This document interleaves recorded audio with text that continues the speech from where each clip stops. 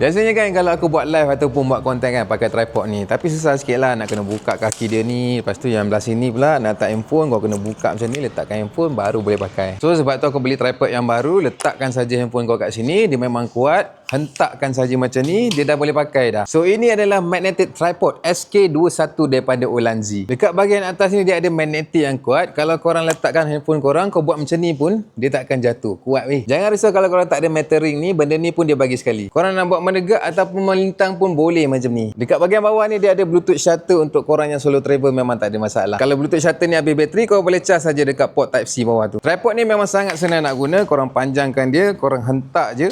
Nak buka boleh terus guna. Lepas tu kalau korang tak nak guna dah, korang pendekkan dia, tarik je macam tu, dia dah tutup dah macam ni. Tripod ni lebih stabil sebab dia ada 4 tapak kesemuanya. Dan yang paling best, dia punya tripod ni setinggi 1.8 meter, lebih tinggi daripada aku. Dia bukan boleh buat as a tripod saja, tapi dia boleh buat juga as a selfie stick. Korang ambil handphone korang, letak kat sini, jadi dah selfie stick macam ni. Untuk korang yang suka buat konten, tripod ni memang terbaik sebab dia berkualiti, senang nak pakai, saiz dia pun tak panjang, senang nak letak dalam beg.